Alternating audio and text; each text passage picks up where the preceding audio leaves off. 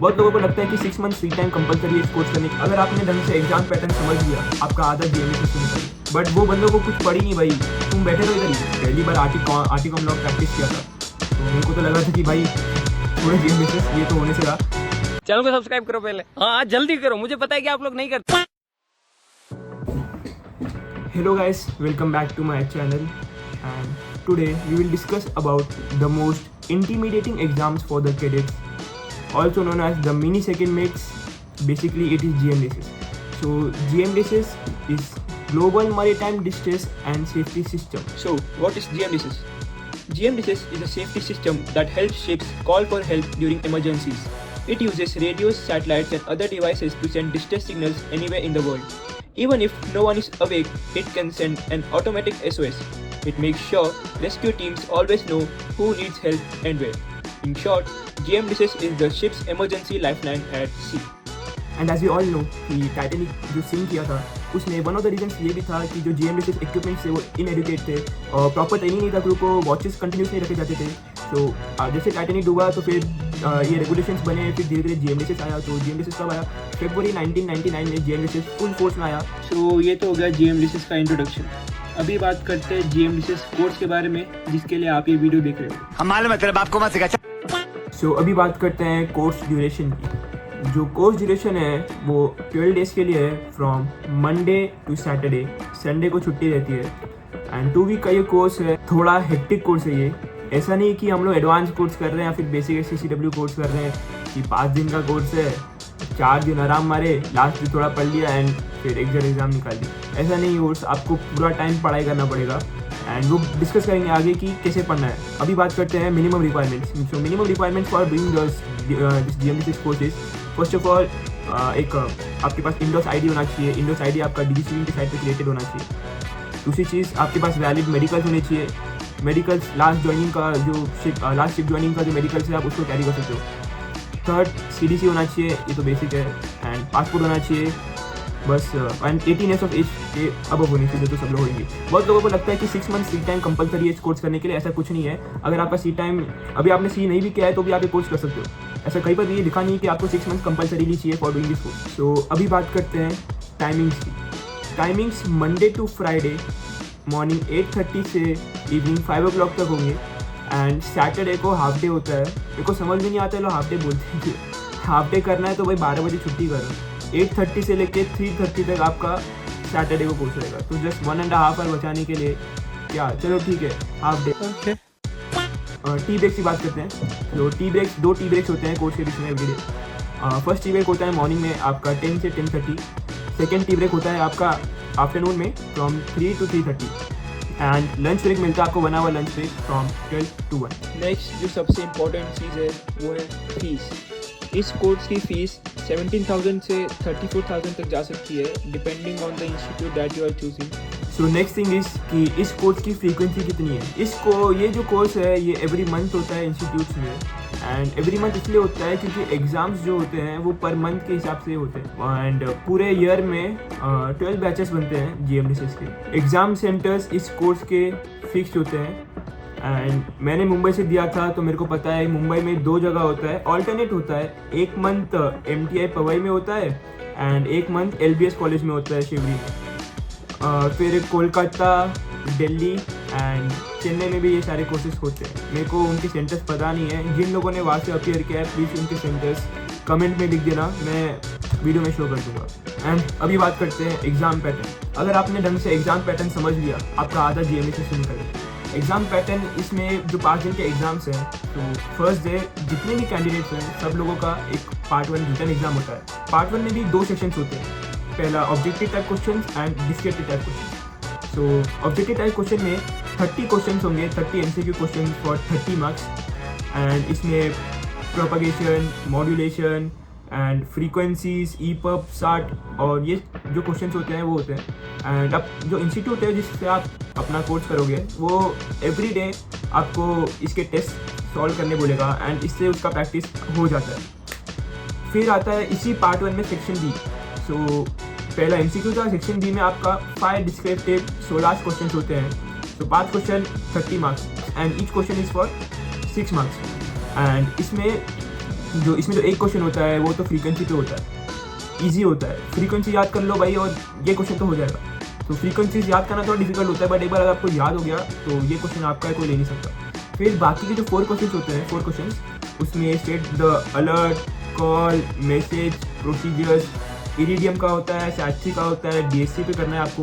तो ये 4 क्वेश्चन इसके ऊपर होते हैं। मेरे को अभी भी याद है कि जब मैं एग्ज़ाम देने गया था तो एग्ज़ाम जब तक इंस्ट्रक्टर्स आए नहीं थे तो हम लोगों को बाहर वेट करने बोला था। एंड बाकी लोग, मैं देख रहा था कि लोग क्या क्या पढ़ रहे हैं। तो बाकी लोग पढ़ रहे हैं MCQ। भाई MCQ तो रैंडम होते हैं, मतलब मेरे हिसाब से वो चेंज हो सकते हैं यार। और MCQ मतलब अगर आपने पूरा सिलेबस कवर कर लिया है एक बार ढंग से, एक बार रीड भी कर लिया है, सो आप MCQ तो निकाल लोगे। एंड ऐसा भी नहीं आपको MCQ में 30 लेके 30 लाना इम्पॉसिबल होता है भाई। बाकी ये 16 क्वेश्चन क्या है, इनका फिक्स पैटर्न होता है, ये चेंज नहीं होगा। इसमें मार्क्स लेके आना बहुत ईजी होता है, बट तो लोग उसको पढ़ते रह गए MCQ एंड बाद में फेल हो गए। तो इसलिए ये ध्यान देना कि दोनों पे बराबर ध्यान देना। ऐसा नहीं कि MCQ सिर्फ इस पे ध्यान दो, MCQ पे ध्यान मत दो, MCQ पे भी ध्यान दो एंड इस पे भी ध्यान दो। पासिंग मार्क्स इस कोर्स के लिए आपको जो MCQ क्वेश्चन है एंड 16 क्वेश्चन है, दोनों में एटलीस्ट 15 तो आने ही चाहिए। एंड आपको एक जगह 21 मार्क्स लेके आने पड़ेंगे। तो 21, 15 दोनों मिलाओ तो एटलीस्ट जो 30 मार्क्स से 60 मार्क्स में से आपको एटलीस्ट 36 लेके आने पड़ेंगे फॉर पासिंग। ऐसा नहीं कि भाई MCQ तो आते हैं भाई को MCQ करेंगे, 30 MCQ में निकाल लिए और 10 नंबर इसमें रिटन क्वेश्चन से निकाल लिए, आप फेल हो जाओगे। तो दोनों में आपको ऐसा नहीं कि दोनों पे ध्यान देना पड़ेगा। आपके रिटन एग्जाम के बाद जो आपका रिजल्ट है वो उसी दिन आ जाएगा, एट द सेम डे आपका रिजल्ट आ जाएंगे। एंड हो सकता है वो रिजल्ट ऑनलाइन आ जाए या फिर ऑफलाइन आ जाए।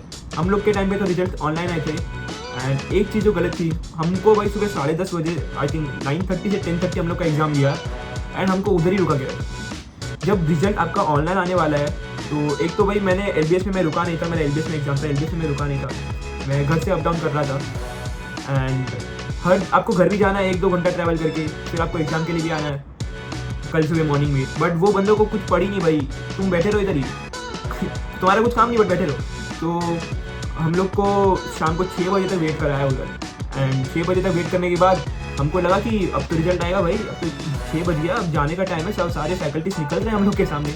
उधर बाहर से जो गेट पे गार्ड खड़ा था वो आए और बोले कि रिजल्ट तो ऑनलाइन आने वाला है। यहाँ पे क्या हो रहा है भाई ऑनलाइन आने वाले तो पहले बता देते यार, हम लोग निकल जाते टाइम से। तो ठीक है, तो रिजल्ट उसी दिन आएंगे। एंड अगर आप पास करते हो पार्ट 1 तभी आप पार्ट 2 के लिए अपेयर कर सकते हो। अगर अनफॉर्चुनेटली कोई पार्ट 1 में फेल हो गया तो पार्ट 2 के दिन जाने की जरूरत नहीं, फिर आप नेक्स्ट टाइम के लिए प्रिपेयर कीजिए। अगर आपका पार्ट 1 क्लियर हो गया है तो मोस्ट ऑफ द टाइम आपका हो गया। पार्ट 2 में अगर आप खुद से कोई ब्लंडर नहीं करोगे तो फेल होने का चांस बहुत कम होता है। पार्ट 2 टोटल 100 मार्क्स का होता है, जो कि 4 पार्ट्स में डिवाइडेड होता है। फर्स्ट होता है RT कम्युनिकेशन लॉग, दूसरा चीफ एग्जामिनर, तीसरा WPC एंड चौथा DG एग्जामिनर। सो अभी बात करते हैं RT। सो पार्ट 2 के फर्स्ट डे पे मोस्टली सब लोगों का RT लॉग ही होता है। हो सकता है कि कुछ लोगों का पहले WPC चीफ एग्जामिनर भी हो जाए, बट वो आप चूज़ कर सकते हो। ऐसा नहीं कि वो बुला रहे WPC के लिए आ जाओ और आप अरे हाँ सर ये से ऐसे बनने की जरूरत नहीं है। पहला RT लॉग दो, आराम से दो, 5 दिन के एग्जाम है। हो सकता है आज ही सब खत्म नहीं होने वाला, DG जब भी बाद नहीं होता, लेट ही होता है। तो ऐसा नहीं कि भाई आज ही खत्म करके निकलना है, ट्रेन है। ऐसे टिकट बुक करना कि बाद के बुक करना, एग्जाम्स के बाद के। सो RT कम्युनिकेशन लॉग मतलब रेडियो टेलीफोनिक कम्युनिकेशन लॉग, जो कि 30 मार्क्स के लिए कैरी करता है। एंड ये 30 मार्क्स स्कोर करना बहुत ईजी होते हैं, बस थोड़ा प्रैक्टिस चाहिए होता है, क्योंकि एक फिक्स फॉर्मेट होता है जो आपको एग्जाम में लिखना है, कोई भी चेंजेस नहीं होते। आप जैसे यहाँ पे प्रिपेयर करके जाओगे वही सेम आपको वहाँ पे लिखना पड़ेगा। एंड इसमें क्या होता है कि एक क्लासरूम में 12 से 15 कैंडिडेट्स बैठेंगे, एक इंस्ट्रक्टर रहेगा। सो वो इंस्ट्रक्टर एक सिंकिंग शिप को रिप्रेजेंट करेगा। एंड जो हम लोग हैं, हम लोग एक इंडिविजुअल शिप्स को रिप्रेजेंट करेंगे जो विसिनिटी में है। एंड फिर वो बंदा अपना जो सिंकिंग शिप है वो alert, call and message broadcast करेगा। एंड हमको वो मैसेज को नोट डाउन करना है, सब कॉल, अलर्ट, मैसेज को सबको नोट डाउन करना है। फिर हमको प्रोसीडिंग मैसेज बोलना भी है एंड लिखना भी है। तो सब बारी बारी से अपना प्रोसीडिंग मैसेज बोलेंगे। एंड वो बोलते समय आपको बहुत सारी चीज़ें होती हैं, आपको ध्यान रखनी पड़ती है। फोनेटिक्स होता है, एक फोनेटिक्स चीज़ होती है, वो करेक्ट होनी चाहिए। एंड कॉल साइन वगैरह आपको करेक्टली नोट करना है। सो RT लॉग में बहुत सारी चीज़ें जो आपको ध्यान रखनी है। बट ये मैं बोल रहा हूँ कि बहुत इजी टू स्कोर होता है एंड ये इजी मार्क्स होते हैं, यहाँ से वो फेल होना बहुत मुश्किल होता है। जब मैंने पहली बार आर्टी कॉम लॉग प्रैक्टिस किया था तो मेरे को तो लगा था कि भाई छोड़ो GMSS, ये तो होने से रहा, थोड़ा ट्रिकी होता है वो। तो फर्स्ट टाइम मेरे को लगा कि भाई नहीं होगा, बट फिर जैसे से प्रैक्टिस किया है, ऐसे बोलते हैं कि practice makes a man perfect, तो हो गया।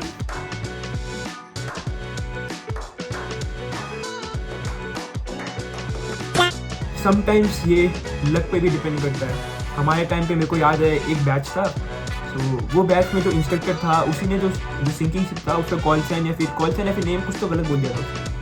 एंड उसकी वजह से क्या हुआ, जितने भी बच्चे 12 से 15 बच्चे क्लासरूम के अंदर बैठे थे सब फेल हो गए। कौन है ये? कहाँ से आते हैं? क्योंकि अगर आप शिप का कॉल साइन या फिर कुछ उसी में दिक्कत कर दोगे तो फिर क्लियर फेल है, वो कुछ नहीं सुनेंगे उसके बारे में। ये बहुत बड़ा मिस्टेक है, भले ही वो मिस्टेक उसने किया हो। तो लोगों ने फिर कंप्लेंट भी किया डीजे वाले बंदे को कि सर हम लोग की क्या गलती थी, सर ने ये गलत बोला, बट फिर कुछ नहीं हो सकता। सो लक पे भी डिपेंड करता है। एंड ध्यान से लो, टाइम से जाना, ऐसा नहीं कि भाई जल्दी जल्दी करना है, ना स्टार्टिंग में घुसो ना एंड में घुसो, बीच में जाओ। बीच में जब पूरा झुंड घुस रहा है, झुंड के बीच में कहीं दब के घुस के अंदर चलेगा एंड एग्जाम निकाल लिया। सिंपल है, मैं तो ये बोलता, मैंने तो यही किया, ना मैं कोई एग्जाम में फर्स्ट गया, ना मैं कोई एग्जाम में लास्ट किया, मैं बीच में ही चला गया लोगों के साथ एंड बीच में ही हो क्या, बीच में ध्यान कम होता है। तो मोस्टली फर्स्ट डे सब लोग का आर्टी कॉम ही होता है एंड सेकेंड डे होता है चीफ एग्जामिनर। चीफ एग्जामिनर पहले हो सकता है या WPC पहले हो सकता है, वो डिपेंड करता है, दोनों सेम दिन में भी हो सकते हैं, तो दोनों का प्रिपरेशन साथ में करना। सो चीफ एग्जामिनर होता है 30 मार्क्स के लिए, जो SATC एंड इरिडियम होते हैं उससे प्रैक्टिकल्स होते हैं एंड ओरल्स होते हैं। सो पहले आपको 1 से 3 क्वेश्चंस आपको प्रैक्टिकल के लिए दिए जाएंगे। तो पहले आपको या तो SATC देंगे या तो इरिडियम देंगे, तो दोनों का प्रिपेयर कर लेना। ऐसा नहीं कि भाई हम तो SATC चूज़ करेंगे और वो आपको चिट उठाने बोलेगा एंड उस चिट में होगा SATC या फिर इरिडियम या फिर कुछ उसका मेथड होगा डिसाइड करने के लिए। एंड SATC है तो इरिडियम आपको करना पड़ेगा। एंड वो प्रैक्टिकल्स में कोई भी मिस्टेक नहीं होना चाहिए। प्रैक्टिकल में एक गलती एंड सीधा फेल कर देता है, वो कुछ नहीं सुनेगा। सो प्रैक्टिकल ढंग से कर लेना। एंड ओरल का सबको डर रहता है, मेरे को भी डर रहता है। एंड जब आप प्रैक्टिकल करोगे उसी टाइम में बीच में चीफ एग्जामिनर पूरे क्लासरूम में घूमते रहेंगे एंड वो आपके डेस्क पे आएंगे, प्रैक्टिकल चेक करेंगे, ठीक लगेगा फिर ओरल्स पूछेंगे। ओरल्स में आपका 2 से 3 क्वेश्चन पूछते हैं। वो हो सकता है EPUB के ऊपर पूछ ले, SAT के ऊपर पूछ ले, या फिर जो इक्विपमेंट आपको दिया है SAT इरिडियम उसके बारे में भी पूछ सकते हैं, सैटेलाइट के बारे में पूछ सकते हैं। तो रैंडम होता है बट कुछ ही पूछ सकते हैं। तो अगर आप 1-2 क्वेश्चन का भी आंसर कर दो ना चलेगा, ओरल्स में वो फेल नहीं करेंगे। बट ऐसा नहीं कि आप शांत बैठे हो और बाद में बोल रहे हो भाई आपने बोला था ओरल्स में तो फेल करेगा नहीं है। तो 1-2 आंसर कर दें। फिर आता है सेक्शन C WPC, जो कि 20 मार्क्स के लिए होता है। एंड मोस्ट ऑफ द बच्चे क्या गलती करते हैं कि WPC का फुल फॉर्म पता नहीं है एंड चले जाते हैं एग्जामिनर के पास WPC का ओरल्स देने के लिए। एंड फर्स्ट क्वेश्चन उनको वो यही पूछता है कि what is the full form of WPC। तुम लोग WPC का ओरल्स देने आए हो और तुम लोगों को WPC का ही फुल फॉर्म नहीं पता, सीधा फेल कर देता है। सो WPC का फुल फॉर्म होता है wireless planning and coordination wing of the ministry of communication. So अब ये फुल फॉर्म याद कर लेना एग्जाम से पहले। एंड इसमें क्या होता है, WPC में एक आपको लाइव इक्विपमेंट्स होते हैं आपके पास, जैसे कि VHS, MFHS, DSC, इनके लाइव इक्विपमेंट्स होते हैं सामने। एंड जो WPC एग्जामिनर होता है वो आपको लाइव इक्विपमेंट्स पे थोड़े बेसिक से फंक्शंस करने बोलेगा, जैसे कि बेसिक ऑपरेशंस, जैसे कि स्कैन कैसे करना है, डुअल वॉच, ट्रिपल वॉच, ऐसे थोड़े फंक्शंस होते हैं जो आपको प्रैक्टिकल्स में कॉलेज में सिखाएंगे। वो सब आपको वहाँ पे करना होता है। कभी कभी वो ये सब लाइव इक्विपमेंट्स छोड़ देता है एंड वो आपको पूछेंगे EPUB, SAT, सेफ्टी इक्विपमेंट्स, उन सब के बारे में पूछते हैं। फिर आता है लास्ट सेक्शन D, जो कि DG एग्जामिनर होता है फॉर 20 मार्क्स एंड यही डिसाइडिंग फैक्टर होता है कि आप पास करोगे या फेल करोगे आफ्टर आर्टी कॉम। सो सेक्शन D में जो फर्स्ट ऑफ ऑल आपको प्रैक्टिकल्स दिए जाएंगे, जो 1 से 3 क्वेश्चन होते हैं प्रैक्टिकल्स के लिए। एंड वो प्रैक्टिकल्स एकदम परफेक्ट होने चाहिए, उसमें कुछ भी गलती नहीं होनी चाहिए। एंड जब आप वो प्रैक्टिकल परफॉर्म करोगे उसके एंड में जो सिमुलेटर है उसमें इसके एंड में आपको एक्नॉलेजमेंट आता है। एंड ये एक्नॉलेजमेंट वो एग्जामिनर को दिखाना बहुत इंपॉर्टेंट है। तो ये एक्नॉलेजमेंट एग्जामिनर को दिखा देना। तो what if someone fails. No. Brilliant. होना नहीं चाहिए किसी के साथ, बट ये सारे प्रोसेस में किसी ने करके कुछ गलती कर दी या फिर एग्ज़ाम्स ही नहीं दे पाया, तो 1 मंथ के बाद वापस से एग्ज़ाम्स होते हैं। तो अपने इंस्टीट्यूट से कांटेक्ट कर लेना कि सर मेरे को वापस से एग्ज़ाम्स देने हैं। आई थिंक कुछ 1000 रुपीज़ आपको पे करना पड़ता है इंस्टीट्यूट को। सो जो डॉक्यूमेंटेशन का प्रोसेस होता है वो वापस से करना पड़ेगा शायद। एंड 1 मंथ के बाद आपके एग्ज़ाम्स होंगे। सो मैक्सिमम 3 अटैम्प्ट होते हैं कि आप 3 ही अटैम्प्ट बाद में दे सकते हो। एंड अगर 3rd अटैम्प्ट में अगर कोई बंदा फेल हो जाता है तो उसको फिर से पूरा GNDSS कोर्स करना पड़ेगा, पूरी फीस पे करनी पड़ेगी, पूरा GNDSS कोर्स करना पड़ेगा। एंड उसके बाद उसको फिर से 3 अटैम्प्ट मिलेंगे। सो 3 अटैम्प्ट तक बात मत लेके जाओ, पहले ही या फिर दूसरे अटैम्प्ट में ही निकाल दो। एंड ईजी एग्ज़ाम होता है, बस थोड़ा आपको ढंग से पढ़ना पड़ेगा। So I think most of the चीज़ें तो मैंने कवर कर ली है इस वाले वीडियो में। आई थिंक सारे GNDSS के बारे में मैंने सब कुछ बता दिया है, फीस से लेके कोर्स वगैरह, डे ड्यूरेशन से लेके एग्ज़ाम पैटर्न सब डिस्कस कर लिया है।